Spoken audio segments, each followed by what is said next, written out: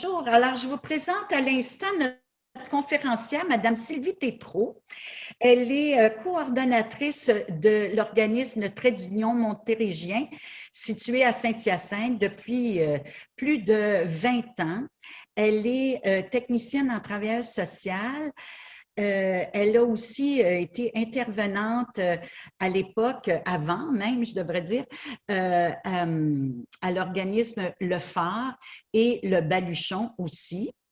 Alors, le Trait d'Union, c'est un organisme qui sert à briser l'isolement social des personnes aînées et adultes. Elle va nous le présenter elle-même, sa mission. Et puis, ben, je la remercie d'être là et d'avoir accepté avec enthousiasme notre invitation. Alors, je vous cède la parole, Madame Tétrault. Merci. Merci pour cette belle invitation, Clarette, nous a fait. Ça nous fait vraiment plaisir de pouvoir vous partager nos préoccupations sur l'isolement social, particulièrement des aînés, parce que c'est notre mission. Vous nous donnez l'occasion de remplir notre mission en sensibilisant plus de gens aussi sur les réalités de l'isolement social. Nous, ce qu'on fait, c'est de lutter contre l'isolement des personnes adultes qui vivent avec une problématique de santé mentale ou de détresse psychologique, et des personnes aînées qui vivent avec la réalité d'être plus à risque de développer un problème de santé mentale parce que l'isolement est trop grand chez ces personnes-là ou parce qu'elles sont en perte d'autonomie. Je vais vous partager mon écran. Oups, on est à la fin de la diapositive. Ça ne sera pas très long. Je vais recommencer. On va y arriver. Donc, aujourd'hui, ce qu'on va aborder dans la conférence, c'est les études statistiques concernant l'isolement des aînés, les causes des impacts de l'isolement. Qu'en est-il de mon réseau social? Prendre soin de soi, de son réseau social et de sa santé mentale, parce que tout ça est relié ensemble, puis je vais vous expliquer pourquoi. Ce qui se fait ici et ailleurs pour briser l'isolement social des aînés, parce qu'il y a des belles solutions qui existent, puis c'est important d'en prendre connaissance, puis de les valoriser, ces belles solutions-là. Moi, aujourd'hui, mon objectif, c'est principalement, si vous sortez de la conférence en vous rendant compte de l'importance d'avoir un réseau social actif, pour moi, ça va être une mission accomplie. C'est principalement ça, mon objectif aujourd'hui. Moi, je voulais commencer en vous parlant de c'était quoi l'isolement social. L'isolement social, ça a été une définition que je vous ai sortie qui vient de l'Institut national de la santé publique, l'INSPQ. Dans le fond, c'est une définition qui nous permet de dénombrer le nombre de contacts sociaux qu'on peut avoir en termes de durée, de fréquence de contact. Ça va être un des facteurs qui va déterminer si on est isolé socialement. S'ils sont rares, on va voir qu'on est plus isolé. On va aussi regarder la qualité de nos relations. Fait qu'il y a un aspect de quantité. Hein? Si on a peu de contacts, ben oui, on est plus isolé, mais on peut avoir beaucoup de contacts, mais que la qualité soit moins présente, et là aussi, on va être isolé. Et là, comment on va évaluer la qualité? L'INSPQ, ce qu'elle dit, c'est en termes d'exercice de rôles sociaux ou d'échanges mutuels. Les rôles sociaux, c'est les fonctions qu'on peut avoir les uns avec les autres par rapport aux autres. Par exemple, je suis bénévole à la REC, je suis un travailleur de tel milieu, je suis un employeur, je suis un propriétaire, je suis un parent, je suis un enfant. C'est tous des rôles sociaux qu'on a. Et on va avoir des relations interpersonnelles qui vont nous permettre une réciprocité là-dedans ça. On va donner, mais on va recevoir aussi dans ces relations-là. Ici, c'est tout là présent. Là, on va avoir une qualité de relation, mais ça se peut que ça soit faible. Par exemple, une personne résidente en CHSLD qui n'a que de contact avec le personnel soignant, préposé, infirmière, médecin. Ces contacts-là sont des contacts de qualité, mais où elle n'exerce pas un rôle social très significatif ou très satisfaisant parce qu'elle reçoit. Elle reçoit des soins. Et là, à ce moment-là, même si elle a des contacts à tous les jours avec plein de personnes différentes, clairement, elle va vivre de l'isolement malgré tout. La solitude, j'ai à compter le nombre de relations qu'on peut avoir, la durée Il y a aussi, l'INSPQ nous amène aussi à nous questionner sur la différence entre isolement social et solitude. La solitude est, selon la définition, est plus une perception qu'il y a un écart entre ce qu'on perçoit de notre réseau social et ce qu'on aurait besoin d'avoir. Donc, je peux avoir un excellent réseau social si on fait juste regarder la définition d'isolement social, où est-ce que j'ai des qualités de relations satisfaisantes, j'ai un nombre de relations satisfaisant, mais parce que j'aurais besoin d'une autre réalité, peut-être de plus de relations, ben, je peux peut-être vivre la solitude quand même. Ce qui est important de comprendre dans cette définition-là, c'est que c'est pas des personnes qui ont des besoins, je dirais, ont une perception erronée de leur situation.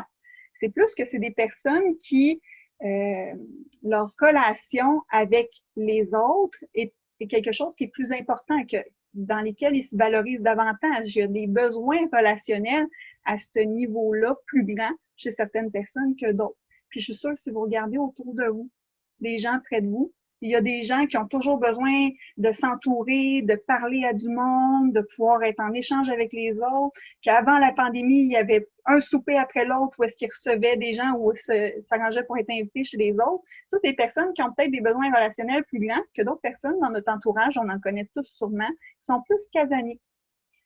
On a des besoins relationnels qui sont différents, puis tantôt, on va regarder tous ces besoins relationnels-là pour pouvoir vous aider à évaluer la qualité de votre propre réseau social. En statistique, un coup que l'INSPQ a défini c'était quoi l'isolement social et c'était quoi la solitude, elle a fait beaucoup de recherches. Là, ces chiffres-là concernent le Québec uniquement. Si on compare avec le Canada, au Québec, on vit des réalités d'isolement chez les aînés un peu plus importantes que le reste du Canada, mais je voulais me concentrer sur le Québec. Ça reste un problème qui se vit quand même mondialement, l'isolement social, particulièrement des aînés, préoccupe beaucoup de pays, dont le Royaume-Uni. Je vais vous en parler aussi tantôt. Donc, selon l'INSPQ, 12% de la population n'a pas accès à un niveau élevé de soutien social. C'est quoi le soutien social? Par exemple, vous attendez une opération, le médecin, le personnel soignant vous invite à être accompagné pour le 24 heures suivant l'opération. Ben, des personnes disent ne pas avoir un réseau social permettant de répondre à ce genre de besoins-là, d'avoir de l'aide, un soutien qui vient du réseau social. C'est vraiment là-dedans ça que ça rentre. Pas obligé d'être si précis, mais c'est un exemple. Ça peut être aussi pour avoir de l'aide pour déménager. C'est ça que notre soutien social. On peut avoir de l'aide parce qu'on a besoin de parler à quelqu'un. 12% n'ont pas accès à ça. Puis chez les 65 ans et plus, c'est 18,5%. Madame Klein l'expliquait tantôt, en vieillissant, on est plus à risque de vivre de l'isolement pour toutes sortes de raisons. Et les chiffres le montrent, il s'en vit plus chez les personnes plus âgées. On dit même que 37% des personnes âgées vivant seules ne peuvent pas avoir accès à aucun soutien social. Donc, si on regarde juste la proportion des personnes âgées, ça va aussi être très, très important. Et un aîné sur 3 vit seul au Québec. Ce qui était, si on compare à il y a 70 ans environ, qui était un aîné sur 14 en 1951. On a vraiment transformé notre société au niveau de l'espace qu'occupent les aînés, comment ils continuent de vivre plus seuls, plus longtemps que à certaines autres époques, il n'y a pas si longtemps que ça. En 70 ans, là, il s'en est passé tout un changement là, pour que ce soit d'un aîné sur 14 à un aîné sur 3. C'est significatif. Là. Oups, j'ai été trop vite. Bon, qui sont les personnes les plus à risque à vivre l'isolement? Les aînés, comme on l'a dit tantôt. Pourquoi les aînés sont plus à risque de vivre l'isolement? Les deuils. Malheureusement, plus on vieillit, plus des gens proches de nous vont nous quitter. C'est une réalité. La perte d'autonomie aussi, en vieillissant, on est plus à risque de vivre la perte d'autonomie. Ça peut se vivre à n'importe quel âge. La perte d'autonomie va avoir un impact sur notre réseau social aussi. Si on dépend des autres pour pouvoir participer à une activité, ben forcément, ça va nous mettre plus à risque. Les hommes sont plus à risque. La littérature là-dessus a démontré de plein de façons que les hommes sont plus à risque. Un tiers des hommes de plus de 75 ans disent ne pas avoir d'amis. C'est Mme Klein qui me partageait cette belle statistique-là qui est représentative de cette réalité-là. Ce que moi, j'ai lu beaucoup là-dessus, pourquoi les hommes sont particulièrement plus à risque, les hommes sont en relation beaucoup plus pratico-pratique.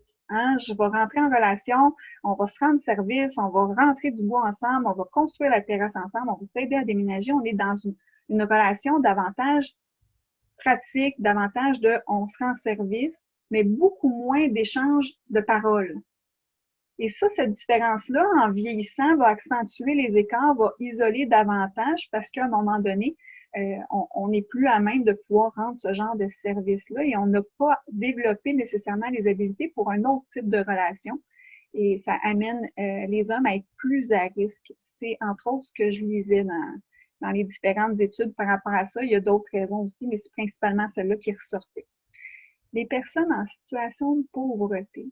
Je vais vous partager l'histoire d'une dame qui est venue, qui nous a demandé de l'aide au Trait d'Union pour l'aider à reconstruire son réseau social. Cette dame-là, dans le fond, dans la quarantaine environ, un problème de santé, l'amenait à devoir quitter son emploi qui était dans le milieu des CPE. Elle a toujours eu un excellent réseau social. Cependant, la perte financière l'a amenée à devoir faire des choix et à être moins présente dans les activités avec son réseau social, que ce soit ses amis, sa famille. Et tranquillement, mais l'écart s'est creusé au point de voir s'effriter autour d'elle ce réseau social-là. Hein, si au lieu d'aller à toutes les semaines à un repas entre amis, ben, j'y vais une fois par mois, ben, tranquillement, je perds le contact, je perds le fil, je me sens la personne un petit peu à part du groupe et tranquillement, elle, ça lui a fait perdre ses relations.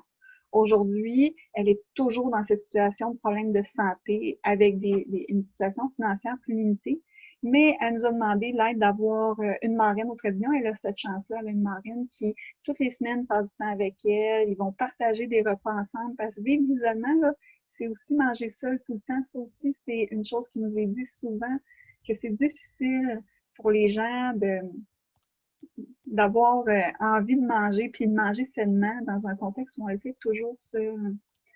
Les personnes vivant avec un trouble de santé, hein, comme je viens de l'expliquer, la santé peut amener beaucoup d'impact, entre autres, sur la réalité financière, mais en plus, pensez le temps mis sur le traitement, l'énergie qui est mise sur se soigner n'est peut-être plus autant disponible pour réussir à maintenir son réseau social actif. C'est une autre réalité que les gens ont qui vont les amener à être plus à risque de vivre l'isolement. Puis là, on parle de tout trouble de santé. Pourquoi le Trait d'Union a ciblé les gens qui ont des troubles de santé mentale? Parce qu'évidemment, il y a certains troubles de santé qui viennent avec un lot de préjugés, dont les troubles de santé mentale, les handicaps intellectuels ou physiques, vont faire en sorte qu'ils vont être plus exclus, plus à risque de vivre l'exclusion sociale. Donc, on peut offrir à ce moment-là toutes sortes de services pour aider à maintenir un réseau social actif chez les personnes. C'est quoi qui va causer l'isolement? Moi, pour répondre à cette question-là, j'ai voulu y aller davantage sur qu'est-ce qui fait qu'une personne vient nous voir, nous, au Trait d'Union. Puis, j'ai rajouté à ça les éléments qui ressortaient dans les différentes études sur le sujet. Nous, ce qu'on voit beaucoup à l'organisme, c'est des gens qui ont des difficultés relationnelles. Par exemple, une personne qui est plus timide, qui a de la misère à aller vers les autres. Une personne qui, par exemple, va avoir de la misère à mettre ses limites. Fait que là, souvent, ce qu'elle vit dans ses relations avec les autres, c'est qu'elle se sent abusée, fait qu'elle va peut-être essayer de se protéger en s'isolant davantage. D'autres personnes vont avoir de la misère à prendre leur place. Ils ont l'impression d'être toujours là pour les autres, mais pas recevoir des relations. Toutes sortes de réalités comme celle-là. D'ailleurs, on a plusieurs formations pour outiller les personnes à ce niveau-là pour développer leurs habiletés relationnelles ou à tout le moins leur confiance en ces habiletés-là. Parce que des fois, on les a, mais on leur fait pas confiance.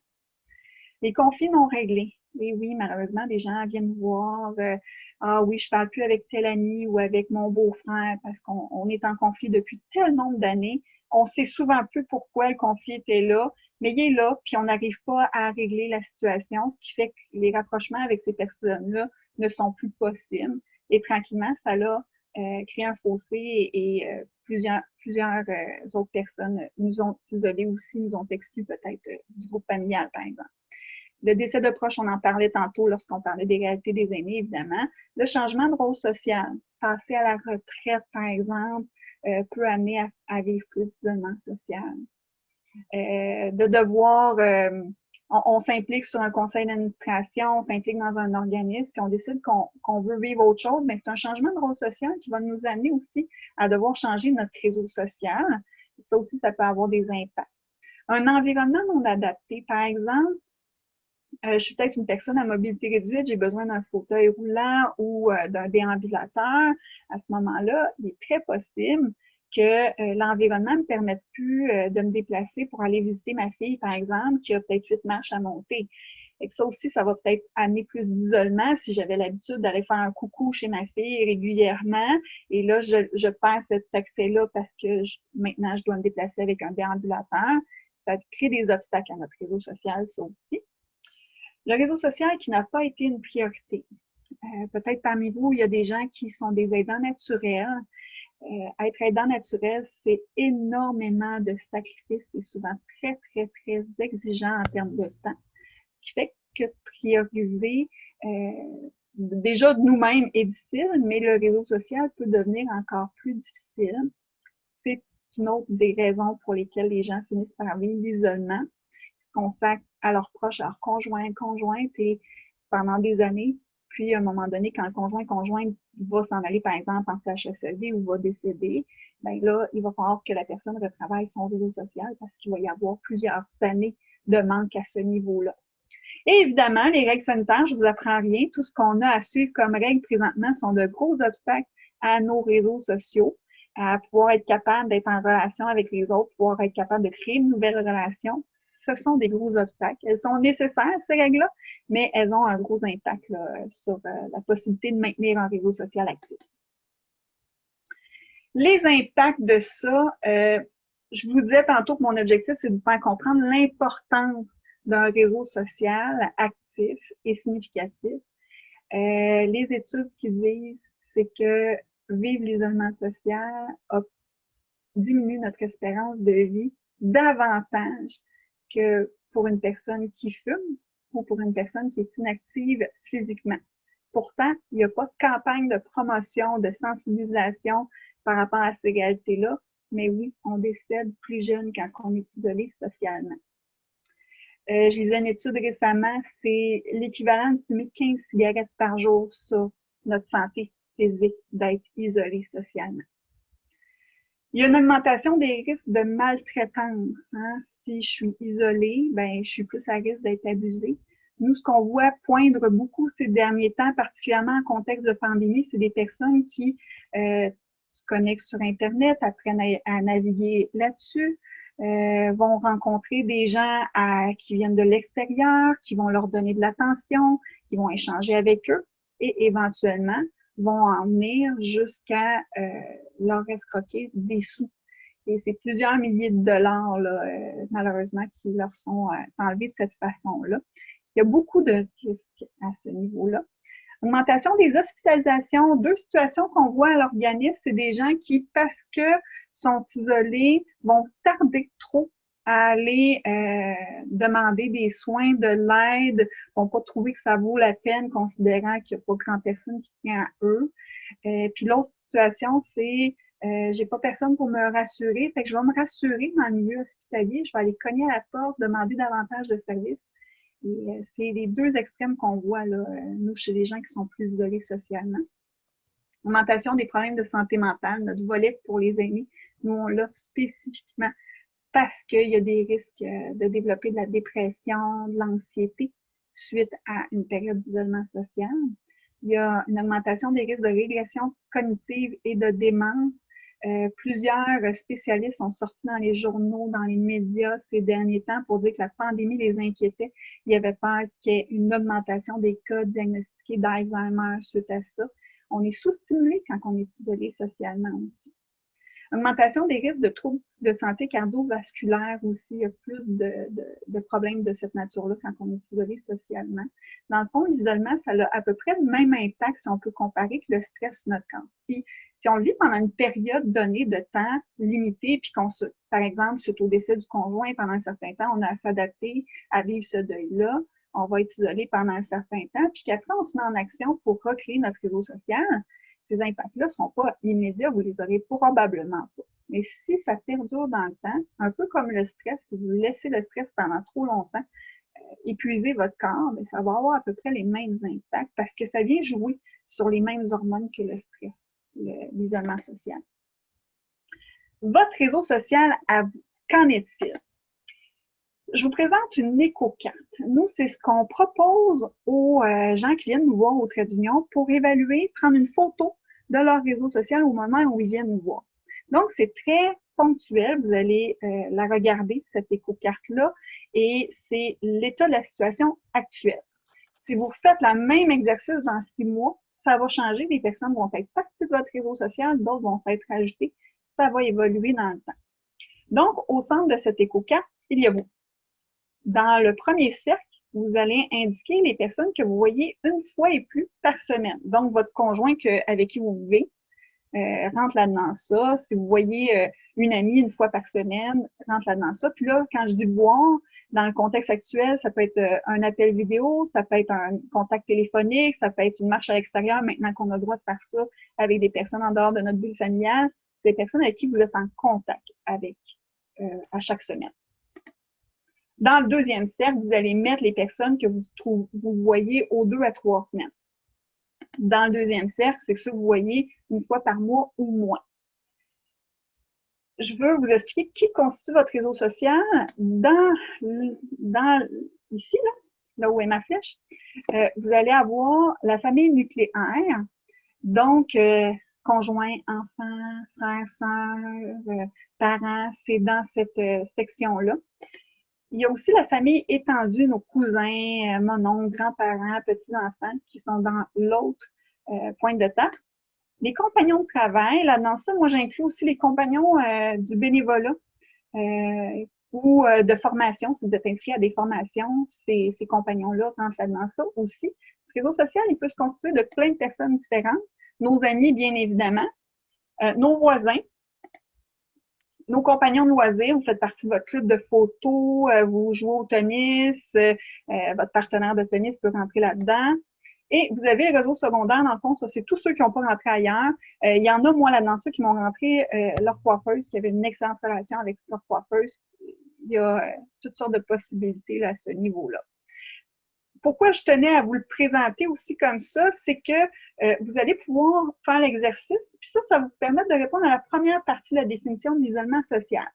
C'est-à-dire, est-ce que vous avez un nombre suffisant de contacts sociaux? Est-ce que la fréquence puis la durée vous satisfont aussi? Ensuite, un exercice qui est nécessaire, c'est d'évaluer la qualité de vos relations. Est-ce que chacune de ces relations-là qui se retrouvent dans les cocartes sont satisfaisantes? Est-ce que vous trouvez que vous vous voyez assez souvent? Ou peut-être trop. Des fois, il y a des relations qui sont moins satisfaisantes. Est-ce que vous vous sentez en confiance dans cette relation-là? Se sentir en confiance, c'est une relation dans laquelle on va être à l'aise de demander de l'aide, par exemple, si on a besoin de soutien particulier. Est-ce que je peux trouver de l'aide, justement, auprès des personnes si j'en ai besoin?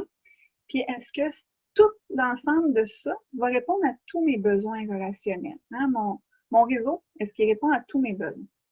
C'est quoi ces besoins relationnels? Il y en a vraiment, vraiment beaucoup.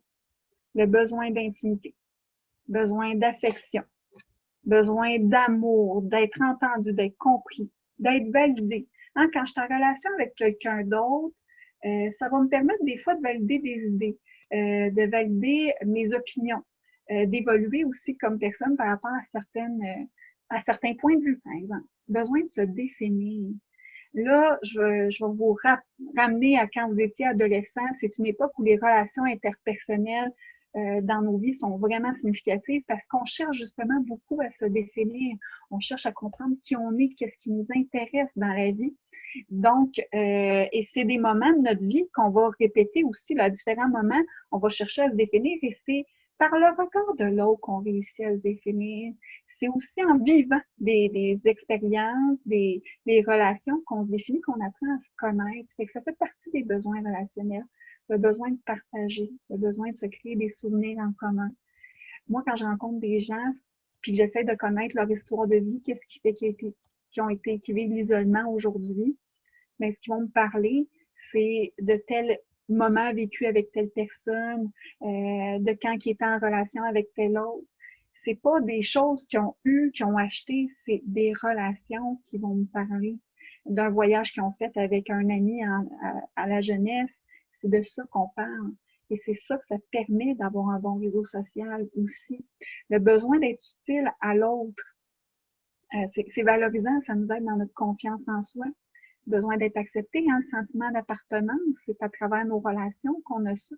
Le besoin d'apprendre, d'avoir du plaisir, de rire, d'être inspiré, d'avoir des modèles aussi. Puis il y en a plein d'autres besoins relationnels et c'est à travers chacune des relations qu'on peut avoir qu'on peut le développer. Là, j'ai une question pour vous. Est-ce que vous pensez qu'une seule personne peut répondre à l'ensemble de vos besoins relationnels? Une bonne question quand même, hein? Évidemment, je suis sûre qu'avec ce que je vous ai dit jusqu'à maintenant, vous comprenez que non. Nous, ce qu'on aborde comme concept, c'est le concept du jardin relationnel pour bien comprendre le fait qu'il faut avoir plusieurs personnes dans notre réseau. Si vous regardez n'importe quel jardin, si vous en avez un vous-même, je suis persuadée que vous avez plusieurs sortes de plantes, plusieurs sortes de légumes, fruits, c'est varié votre jardin. C'est beaucoup plus intéressant quand c'est varié parce que ça répond à des besoins différents. Il y en a qui sont là pour décorer notre jardin, il y en a qui sont là pour nous nourrir, il y en a qui nous apportent tels minéraux, d'autres telles vitamines. Très varié ce qu'on va chercher dans notre jardin, c'est la même chose en relation. Il faut avoir un jardin de relations, avoir des personnes qui sont là pour nous faire rire, pour nous faire sentir en sécurité, pour développer notre sentiment d'appartenance, pour apprendre, pour se connaître. C'est tout ça, un jardin relationnel. Comment on fait pour en avoir un jardin relationnel? Bien, évidemment, il faut cultiver des relations variées. Il faut entretenir, comme on entretient un jardin aussi, l'ensemble de nos relations. Hein. C'est pas parce qu'on a une relation que elle va durer dans le temps si on la néglige. Récolter ensuite les bienfaits de vos efforts parce que oui, ça demande du temps, ça demande de l'investissement, d'être près des gens, d'être près des autres, d'être disponible pour les autres tout en étant disponible pour soi. Tout ça demande du temps. Comment on cultive des relations? Dans le fond, c'est plus comparé comment on crée de nouvelles relations. Moi, je vous encouragerais à regarder tout ce qui se fait au niveau de la participation citoyenne. Une belle occasion de rencontrer d'autres personnes, c'est à travers le bénévolat, à travers des comités de citoyens, participer à la vie politique de votre municipalité. C'est toutes des occasions de rencontrer des gens qui ont qui partagent peut-être des idées, des points de vue, des valeurs comme les vôtres selon où est-ce que vous allez vous impliquer. Tout ce qui est cours, ateliers, formation. Actuellement, ces deux choses-là sont toujours accessibles, beaucoup en mode virtuel, mais vous pouvez vous renseigner à ce niveau-là. Bibliothèque, tout ce qui est club de loisirs, de sport, etc., c'est aussi des belles occasions de créer de nouvelles relations. Donc, si vous avez quelqu'un dans votre entourage qui est isolé, là, vous pouvez lui donner ces pistes de solutions-là. Quand on s'intéresse à un sujet en particulier, par exemple l'autonisme, ben, de réussir à développer une relation qui nous permettrait de partager notre passion peut être vraiment intéressant aussi parce qu'on peut aller jouer après ensemble. Tout ce qui est organisme communautaire, les associations comme la REC en est un excellent moyen de maintenir votre réseau social actif en créant de nouvelles relations. Contacter des connaissances du passé, des anciens collègues. Des fois, on part à la retraite, puis on réussit pas à maintenir le lien avec nos anciens collègues, mais il y en a là-dedans ça avec qui ça vaudrait peut-être la peine, avec qui vous aviez beaucoup d'affinités, mais il y a peut-être moyen de les recontacter aussi. Ça, c'est une belle façon de cultiver des relations. Les entretenir, bien, comme je le disais tantôt, c'est des efforts. Ça demande du temps pour être avec chacune de vos relations. Ne pas attendre que l'autre appelle. Hein? Osez proposer à l'autre, l'inviter, lui donner des occasions de passer du temps avec vous.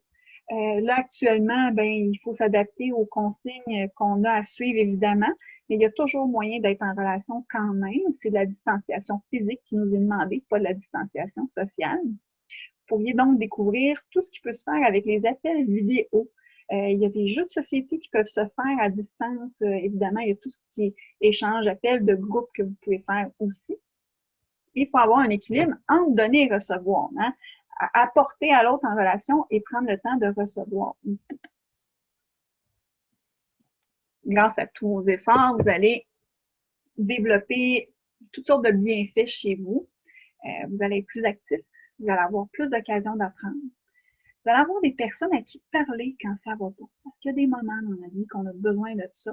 Le premier réseau d'aide qu'on a, au-delà des professionnels qui peuvent t'aider, c'est notre réseau social. C'est pour ça que c'est important de le cultiver. Ensuite, si ça dépasse les compétences de notre réseau social, évidemment, il y a tout plein de professionnels. Je vais vous donner des références à la fin aussi dans une diapositive. Vous vous sentirez utile, hein, parce que comme je disais tantôt, c'est donner et recevoir, hein, une relation, ça se veut réciproque. Et que se sentir utile, ça nous donne confiance en nous. Puis vos relations vont vous donner confiance aussi en la vie. Vous serez aussi en meilleure santé cognitive, physique et mentale, hein, comme je le disais tantôt, c'est des impacts de l'isolement. Prendre soin de soi. Pourquoi je vous parle de ça quand je parle d'isolement social? Parce que le seul point en commun qu'il y a entre toutes vos relations, c'est vous. Vous êtes au cœur de chacune de ces relations-là. Donc, comme elles partent toutes de vous, ces relations-là, c'est important de vous connaître bien, de définir vos limites. Puis ça va se redéfinir au fur et à mesure des expériences relationnelles que vous allez avoir. Vous allez vivre une situation avec un proche et finalement, vous allez dire, oh, ce genre de situation-là, moi, j'en veux plus. Là, vous allez redéfinir c'est quoi vos nouvelles limites. Vous allez découvrir les intérêts avec vos relations aussi, mais ces intérêts-là vont être la base de nouvelles relations en même temps. Vous allez apprendre à vous respecter parce que c'est la base. Se respecter, ça permet de définir nos limites aussi. Hein? Vous allez vous ouvrir à l'autre, vous allez lui montrer que vous lui faites confiance. Il faut être disponible d'abord pour vous-même en relation. Ensuite, vous serez capable d'être disponible pour l'autre. Si vous vous sentez fatigué, usé par le contexte de pandémie, c'est tout à fait normal. On est en continuelle adaptation. C'est sûr qu'à un moment donné, ça se peut qu'on soit moins disponible d'abord parce qu'on a besoin de prendre soin de soi. Donc, avant de pouvoir être disponible pour les autres, il faut se donner des petits moments pour y arriver. Comment on prend soin de soi? Ben, on est satisfait des rôles sociaux qu'on occupe. Je suis satisfait de m'impliquer à l'arrêt. Je suis satisfait d'avoir pris soin de mes petits-enfants à certains moments. Je suis satisfait de mon bénévolat dans une autre organisation, etc. Tous les rôles sociaux qu'on a, ils sont satisfaisants. Je vais maintenir des relations interpersonnelles satisfaisantes aussi. Si vous vivez des situations relationnelles qui sont insatisfaisantes, moi, je vous invite à voir ça comme c'est la relation qui est insatisfaisante, ce n'est pas nécessairement l'autre personne. Donc, si toutes les deux personnes impliquées dans la relation insatisfaisante, vous prenez le temps de la regarder, de l'observer, de voir qu'est-ce qui ne va pas, qu'est-ce qui ne vous satisfait pas, et que vous êtes en mesure de faire des changements, à ce moment-là, elle a le potentiel de devenir satisfaisante. Pas toutes les relations qu'on doit automatiquement éliminer si on sent un malaise là-dedans ça, mais il faut apporter des changements parce qu'à un moment donné, ça va être usant pour vous. Je développe mes intérêts, passions et passe-temps. Se connaître nous permet d'être en meilleure relation avec les autres aussi. Et de cette façon-là, vous allez vivre des relations où vous allez être authentique. Hein? Se connaître, c'est ça que ça permet. Ça vous permet d'être authentique avec les autres. Donc, vos relations vont en être automatiquement plus satisfaisantes aussi. Votre santé mentale au cœur de tout ça, c'est important d'en tenir compte. Puis, je voulais vous rappeler ce que c'était la santé mentale. Nous, ce qu'on dit tout le temps, c'est qu'on en a tous une santé mentale, comme on a une santé physique. Des fois, notre santé mentale va fluctuer, va être moins bien. On va se sentir plus fatigué, plus triste facilement ou plus irritable. Ça arrive. Si ça dure dans le temps, potentiellement, ça peut être un trouble de santé mentale comme la dépression, par exemple, ou l'anxiété. La définition que je vous ai mis là, c'est la définition de l'OMS, qui définit ainsi la santé mentale. C'est un état de bien-être permettant à chacun de reconnaître ses propres capacités, de se réaliser, de surmonter les tensions normales de la vie, d'accomplir un travail productif et fructueux et de contribuer à la vie de sa communauté. Si vous le remarquez, là, dans ça, il n'est jamais question de maladie mentale. Donc, ça va dans le même sens que nous, là, qu'on dit qu'on en a tous une santé mentale et qu'il faut en prendre soin. Nous, ce qu'on explique souvent, c'est que c'est un équilibre. C'est une recherche d'équilibre entre le bien-être et le mal-être. Des moments de mal-être et de bien-être, on en vit tous. Ce qui va faire que je vais développer un trouble de santé mentale, par exemple, c'est qu'à un moment donné, les états de mal-être vont être très importants, puis je ne réussirai pas à retrouver l'équilibre de mon balancier pour réussir à vivre plus du bien-être. Donc, par exemple, ce qui pourrait nous aider, lecture, écriture, des moments de méditation, faire du sport, écouter de la musique, créer, échanger avec les amis, prendre des marches, aller à l'extérieur, c'est toutes des choses qui vont vous aider à retrouver l'équilibre quand vous sentez que le mal-être est très présent. Donc, présentement, tous ces moyens-là restent accessibles malgré la pandémie. Donc, je vous invite à les utiliser davantage parce que oui, la pandémie nous amène tous à en vivre un peu plus de mal-être actuellement. C'est quoi les signes à surveiller? Moi, je vous invite à écouter ce que vos proches ont à vous dire là-dessus aussi. Parce que des fois, on se voit pas aller, OK? Pour voir si notre santé mentale va moins bien. Fait que si vous avez des proches qui vous connaissent bien, ils vont peut-être voir des petites choses comme ça. Fait que si vous voyez aussi ces signes-là chez un proche, n'hésitez pas à l'inviter à parler, à discuter de ce qui va pas. Puis vous aurez des références aussi à leur proposer là, à la fin, comme je vous disais tantôt. Donc, les signes à surveiller. La difficulté de concentration, si vous sentez qu'il y a une différence à ce niveau-là, vous vous sentez plus fatigué, vous perdez intérêt dans les choses qui pourtant vous ont déjà passionné. Vous êtes plus impatient, plus irritable. Vous ruminez des pensées, toujours à répéter dans votre tête certaines situations qui vous préoccupent, à un point peut-être de vivre l'insomnie même. Hein? Des humeurs changeantes aussi. Des comportements d'évitement, par exemple, là, ce qu'on voit beaucoup, c'est des gens qui vont s'isoler davantage parce que le contexte nous encourage même à le faire. Fait que le comportement d'évitement qui est isolé va nuire au rétablissement d'une personne que sa santé mentale commence à aller moins bien. La perte d'appétit aussi est un autre signe. Ou vous mettre à manger de façon compulsive aussi, ça peut être un autre signe inquiétant sur votre santé mentale, comme de consommer davantage de tabac, d'alcool ou de drogue, évidemment, aussi, c'est des signes à surveiller. Comment on garde une santé relationnelle saine pendant la pandémie? Évidemment, il y a des défis. On nous parle de distanciation sociale. Moi, ce que je dis tout le temps, c'est essayer plutôt d'avoir le discours d'une distanciation physique. Oui, on ne peut pas être à proximité physiquement de nos proches, mais on peut être en contact de façon virtuelle, au téléphone. Comme je disais tantôt, à l'extérieur, maintenant, c'est permis de se retrouver. Là, je pense que bientôt, ça va être jusqu'à 8 personnes qu'on va pouvoir être à l'extérieur. Évidemment, les contacts physiques sont interdits. Moi, mon expérience par rapport à ça, c'est quand on est une personne seule, très difficile de même juste avoir un câlin. Puis dans le contexte actuel, c'est encore plus difficile. Moi, j'allais voir des gens qui, je prenais le temps de les rencontrer la première fois, puis j'apprends à les connaître, on tisse le lien de confiance. Et à un moment donné, je leur dis, est-ce que vous avez envie d'un câlin? Dans 99% des cas, les gens me disent oui, ils veulent un câlin. On prend le temps de se faire un câlin et la plupart d'entre eux, je dirais 90% d'entre eux vont prendre le temps de me dire, sais-tu, ça fait combien de temps on m'a pas touché comme ça? Un simple câlin. Mais les gens qui sont isolés, le contact physique qu'ils vont avoir, ça va être quelqu'un qui ont accroché accidentellement à l'épicerie, la coiffeuse qui va les couper, couper les cheveux. Ça va être la préposée qui vient donner des soins, mais il n'y aura pas de contact physique comme un câlin, comme une main sur l'épaule, comme tenir la main. Et c'est important, on en a besoin aussi de ces contacts physiques-là. Évidemment, la pandémie nous limite aussi par rapport aux activités de loisirs puis qui nous qui nous permettent d'avoir une vie sociale active, hein.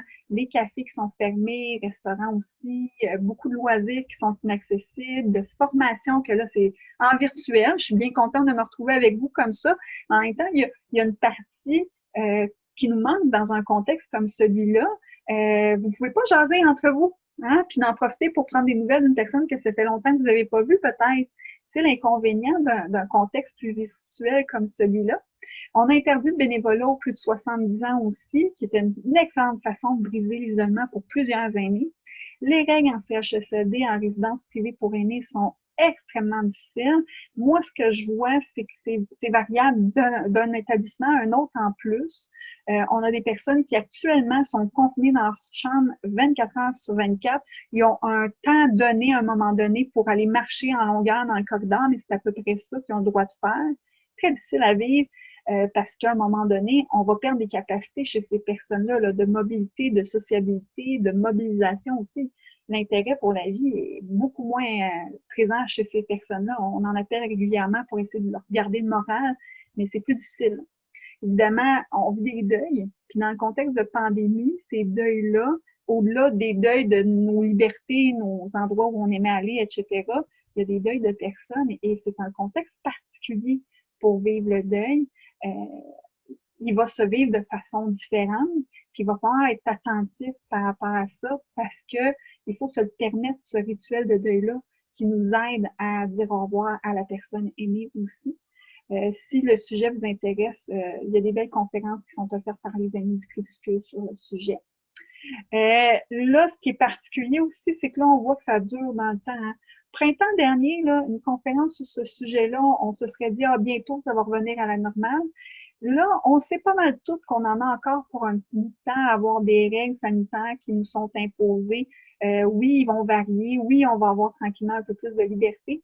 Mais on sait qu'on en a encore pour un petit bout de temps, puis on est peut-être épuisé de tout ça. On va avoir là-dedans ça des impacts sur notre santé mentale parce qu'on perd des repères. Hein? Nos habitudes sont plus là. On a un sentiment d'insécurité pour certaines personnes, c'est plus important que d'autres parce que peut-être qu'on est plus à risque par rapport à un virus comme la COVID-19. On est en continuelle adaptation. Ça demande de l'énergie. Hein? À chaque fois que les règles changent, on doit s'adapter à ça. Qu'est-ce qu'on a le droit de faire? Qu'est-ce qu'on n'a pas le droit de faire? Puis, s'il y a quelque chose que j'ai remarqué, c'est que régulièrement, les gens, ce qu'ils nomment, c'est que les règles sont pas claires. On a de la difficulté à les comprendre en plus. On essaie de s'y adapter, mais c'est pas facile. Donc, ça demande d'énergie. Fait que tout ça, évidemment, si on a notre verre d'énergie le matin, ben ça se peut que ce qui nous prenait, mettons, 10 de notre verre d'énergie, comme faire l'épicerie, maintenant, nous en prend peut-être 20-25 de notre énergie dans une journée. C'est ça que ça l'amène aussi. Donc, on a peut-être moins d'énergie pour d'autres choses, pour les relations interpersonnelles, pour être bien avec soi puis prendre soin de soi aussi. On a peut-être une impression de perte de pouvoir sur nos vies aussi présentement.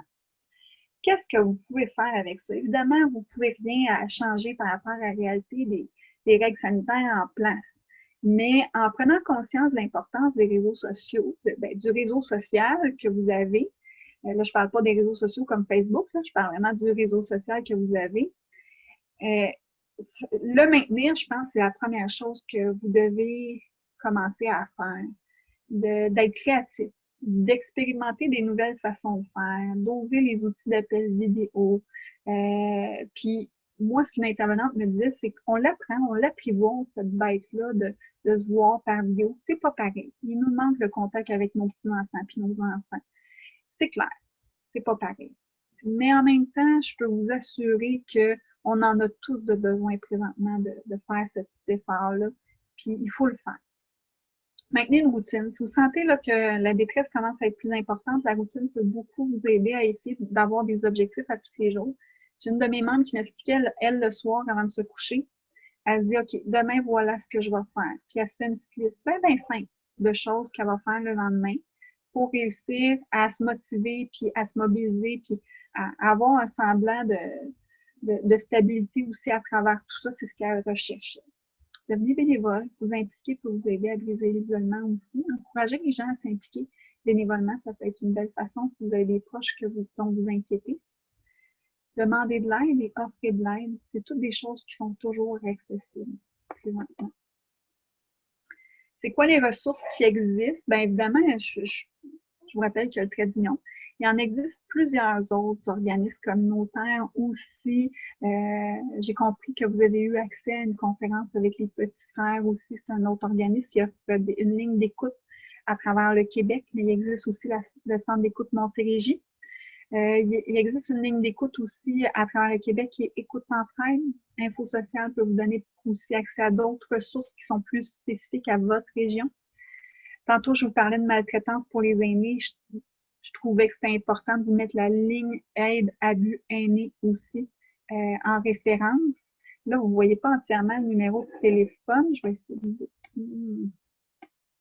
Bon, ce que je vais faire, c'est que je vais vous envoyer le PowerPoint tout simplement pour que vous puissiez y avoir accès aussi. Je vous ai mis aussi la ligne prévention suicide. Je pense que c'est important de réaliser que notre santé mentale peut aussi aller moins bien jusque-là. On peut s'inquiéter pour un proche. Ça peut être un bel endroit pour aller chercher de l'aide à ce niveau-là.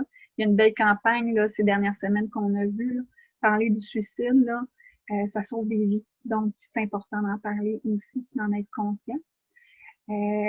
Puis, au niveau des organismes communautaires, il y a beaucoup de choses qui s'offrent dans les centres d'action bénévoles de vos régions, dans plein d'organismes. Mais souvent, moi, ce que je vous invite à faire, si vous en connaissez juste un dans votre région, un organisme, appelez-le. Souvent, cet organisme-là, il connaît plein d'autres organismes communautaires, puis il va être capable de vous référer à une autre ressource qui pourrait répondre davantage à votre besoin. Fait que je vous invite vraiment à appeler ces ressources-là aussi. Ce qui se fait ailleurs. Je voulais terminer sur une note positive pour vous montrer comment l'isolement social est en train de devenir une préoccupation un peu partout et qu'il y a des belles actions qui se font pour lutter contre ça. Puis qu'on a tous un rôle à jouer là-dedans ça aussi. Si on veut briser l'isolement d'une personne, il faut qu'elle rentre en relation avec d'autres personnes. Ça ne sera pas juste avec un professionnel de la santé, par exemple un intervenant qui va développer un réseau social. Il va y falloir entrer en relation avec d'autres gens de sa communauté. Donc, en partant de là, on a tous quelque chose qu'on peut faire. Si vous vous promenez à l'extérieur, parce qu'à l'intérieur, on peut plus faire ça avec les masques, mais faites un sourire à une personne. Puis souriez même avec votre masque, j'ai envie de vous dire ça. Il y en a là, qu'on le voit là, avec leurs yeux, on les voit sourire, ça fait une énorme différence. Si vous êtes même capable de dire bonjour à la personne, ça aussi, ça fait une énorme différence. Vous allez peut-être être la seule personne à lui avoir fait un sourire dans sa journée. On ne sait pas c'est qui les personnes isolées. Souvent, les personnes isolées vont pas sortir sa guérie pour l'annoncer à leurs voisins. Moi, je vis de l'isolement social. Donc, ça se voit pas. Puis souvent, on a peut-être une certaine honte, une certaine gêne à l'avouer qu'on est isolé comme ça, puis qu'on aurait besoin d'une présence davantage de gens autour de nous. Fait que osez-vous être souriant, dire bonjour aux gens autour de vous. Bon, ce qui se fait ailleurs, moi, je trouvais super important de vous parler du ministère de la solitude au Royaume-Uni. C'est un ministère dédié à la solitude des aînés. Il a été créé, si je me souviens bien, c'est en 2018. J'ai oublié de me le noter sur la diapo. Donc, c'est tout récent. Dans le fond, le Royaume-Uni, comme ici au Québec, se rend compte, à peu près, les statistiques sont à peu près similaires, qu'il y a de plus en plus d'aînés qui sont isolés socialement et que ça crée beaucoup de problèmes de santé à ces personnes-là. Donc, décide de mettre sur pied un ministère de la solitude. Un des moyens qui est en train de se faire installer partout au Royaume-Uni, c'est ce qu'ils ont décidé d'appeler une prescription sociale. Donc, le médecin va faire une prescription sociale. La personne qui est isolée va être référée à un agent mieux-être. C'est un peu comme ça qu'ils l'ont défini. Ils donnent comme objectif de l'implanter d'ici 1 an ou 2 complètement partout dans toutes les régions, cet agent de mieux-être-là. Donc, c'est un intervenant social qui va aller à la rencontre de la personne isolée, puis qui va regarder avec la personne c'est quoi ses besoins au niveau relationnel, puis où elle peut aller chercher l'aide adaptée à ses besoins, à sa réalité aussi. Je trouvais super intéressant cette idée-là. On a la prescription muséale qui ressemble beaucoup ici au Québec, qui est une initiative du Musée des Beaux-Arts de Montréal et de Médecins francophones du Canada. Bon, actuellement, ça ne fonctionne pas, évidemment, parce que les musées demeurent fermés ou sont souvent, en tout cas, comme quoi les règles changent souvent. Donc, les prescriptions muséales, c'est un médecin qui va faire une prescription, puis sa prescription est une entrée gratuite pour le Musée des Beaux-Arts de Montréal. Il vise certaines catégories de clientèle pour aider les personnes qui n'auraient pas accès à cet espace-là, qui est un espace qui peut être ressourçant, reposant. Donc, pour une personne que sa santé mentale va moins bien, qui est plus fragile, ça peut être un bel espace où aller et de cette façon-là, ça rend les arts accessibles à plus de personnes aussi. Un beau moyen aussi de rencontrer des gens d'ailleurs. Les travailleurs de milieu, peut-être que vous en avez entendu parler, il y en existe dans plusieurs milieux de vie, que ce soit en milieu rural, en ville, des fois même dans certaines résidences. Il y a des travailleurs de milieu qui sont là pour essayer de cibler les aînés qui pourraient avoir besoin de connaître certaines ressources, qui pourraient avoir des besoins non répondus, qui vont les rencontrer, vont échanger avec ces personnes-là, puis vont les référer aux bonnes ressources à ce moment-là. Parce que, comme je le disais tantôt, la personne qui est isolée, elle sort pas sur son balcon pour dire « Hey, je vis l'isolement ». C'est pas comme ça que ça se passe. Fait qu'il faut aller les chercher, ces personnes-là, pour les trouver. Je pense que passer par le médecin, c'est un moyen, mais s'occuper de ce qui se passe autour de nous aussi, dans notre voisinage, dans notre quartier, peut être un bon moyen d'essayer ces personnes-là. Puis peut-être vous appeler à des ressources pour dire « J'ai un voisin, je m'inquiète, etc. » Peut être faite, par exemple, c'est de laisser le dépliant d'une ressource que vous pensez qui pourrait l'aider dans sa boîte aux lettres si vous n'osez pas aller l'aborder directement. Hey, salut, toi, est-ce que tu vis l'isolement? C'est un peu délicat quand même, mais laisser un petit dépliant, ça se fait bien dans une boîte aux lettres.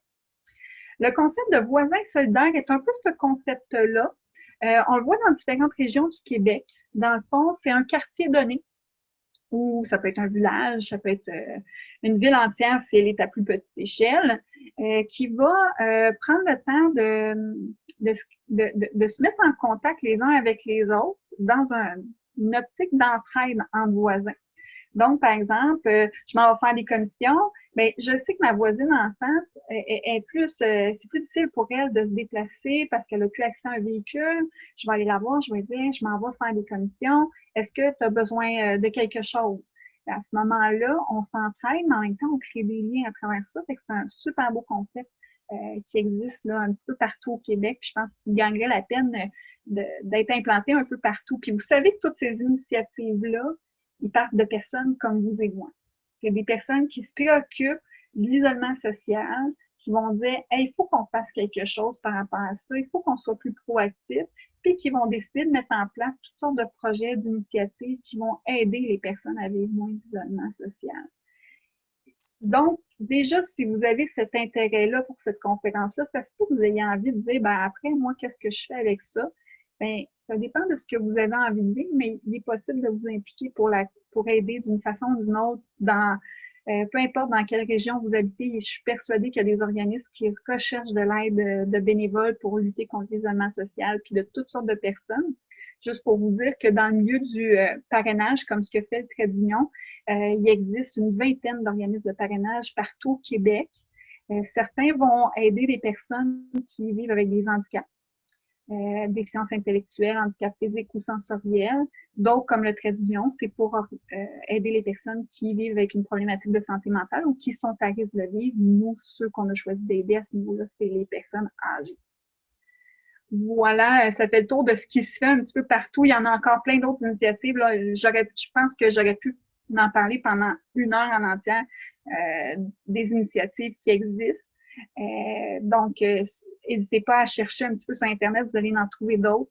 Ça reste que l'isolement social, c'est pas aussi dénoncé que de fumer, par exemple, mais ça reste que de plus en plus d'articles très intéressants sur le sujet. Je vous invite à aller le lire d'ailleurs là-dessus. Alors, moi, ça fait le tour. Merci d'avoir pris le temps d'être là avec nous. Puis, ça va me faire plaisir de répondre à vos questions si vous en avez, bien sûr. Si vous avez envie d'aider un petit peu sans trop vous impliquer, ben, ça peut être d'aller voir notre page Facebook et de partager ce qui se passe là-dessus. Merci beaucoup. Merci. Merci, Madame Tétrault. Merci beaucoup. C'était une conférence très intéressante avec beaucoup d'informations. Merci pour votre approche très humaine, votre ouverture et la compréhension que vous avez de cette réalité-là. Vous nous avez donné un portrait très complet avec des statistiques, des causes, les impacts, les conséquences de l'isolement, mais aussi on a fait des découvertes, une nouveauté avec la carte qui rayonnait avec des cercles de différentes dimensions. C'est un bel outil pour amener une réflexion. Et aussi votre analogie du jardin relationnel, c'est un autre outil bien concret et intéressant. Beaucoup de belles réflexions que vous nous apportez. Merci beaucoup. Merci aussi pour les autres ressources. Ça, c'est des outils concrets, mais les autres ressources, j'espère que les gens vont apprécier et que ça va être utile à beaucoup. Et vous avez une belle aisance naturelle et votre propos est très clair. Merci beaucoup, vraiment. Et ensuite, on pourrait passer aux questions. Je vais aller voir les questions qui sont écrites. Très belle conférence. Merci, Sylvie et Alarec. Merci, fort intéressant. Voilà, c'est des commentaires qui sont arrivés. N'hésitez pas si vous avez des questions. On va prendre quelques minutes encore, voir s'il y a des questions qui arrivent. Je m'en vais dans discussion. Voilà. Voir, on peut attendre un petit peu. Moi, je n'en vois pas d'autres pour l'instant.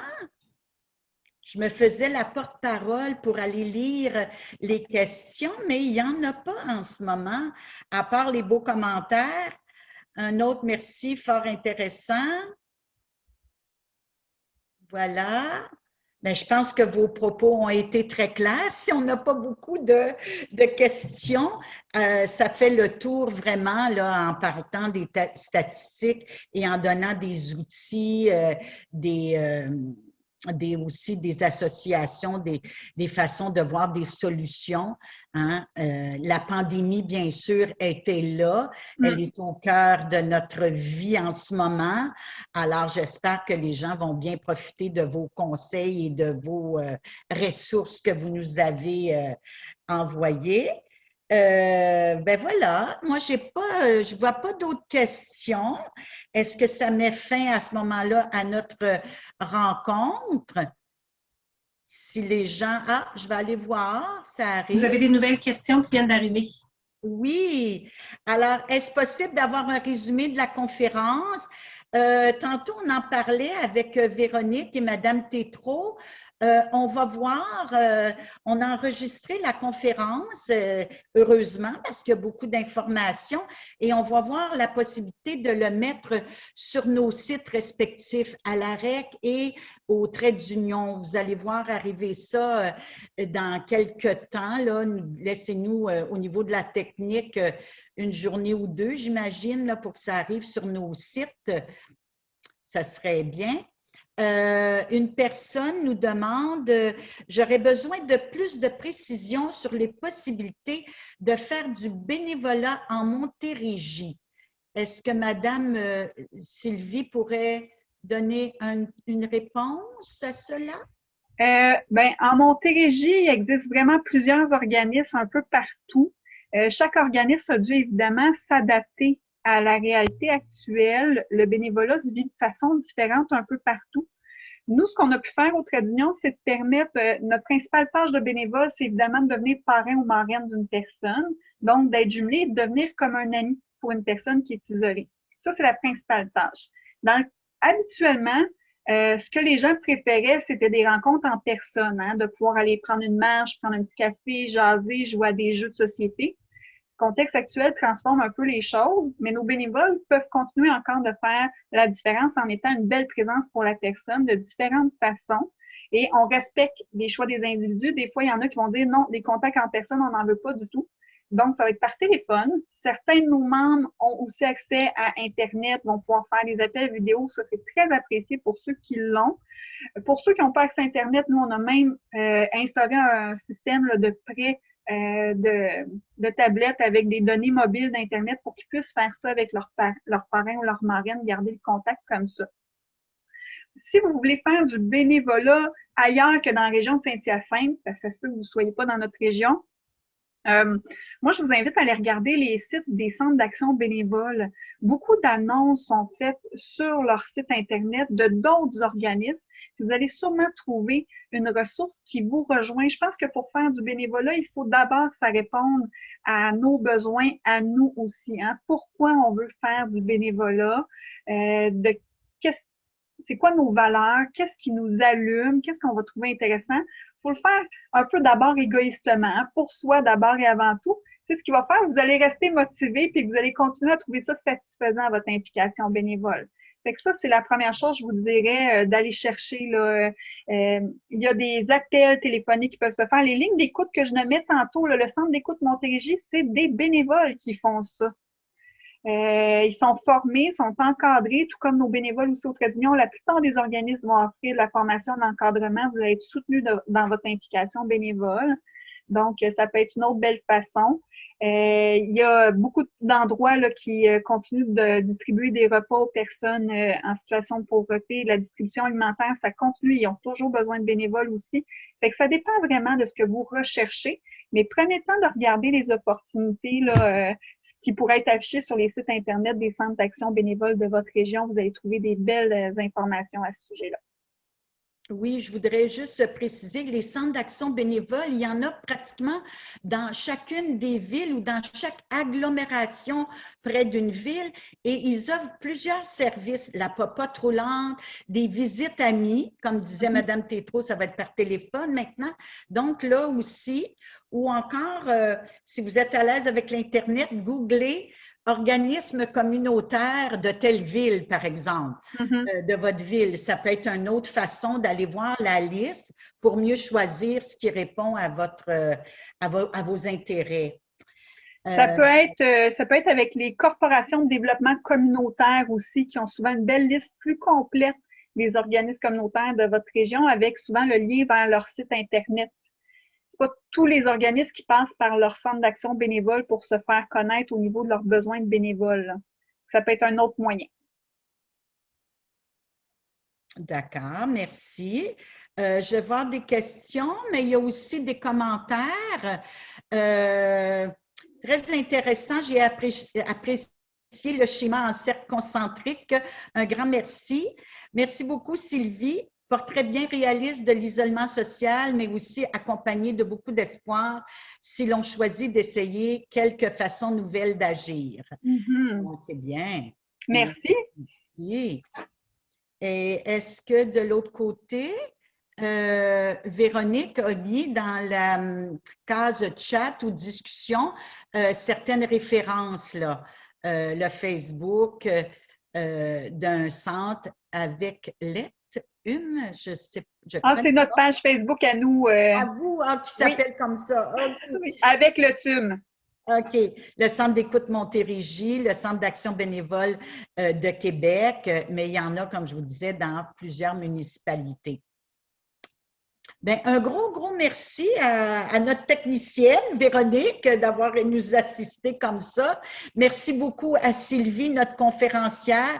Je pense que c'est très apprécié, vraiment des outils intéressants, concrets, et ça nous fait un beau portrait et des belles solutions à venir si on veut cultiver. Alors, il nous reste à cultiver, entretenir notre jardin relationnel et à l'embellir aussi, hein, pour qu'il soit satisfaisant, à l'agrandir si on se sent seul.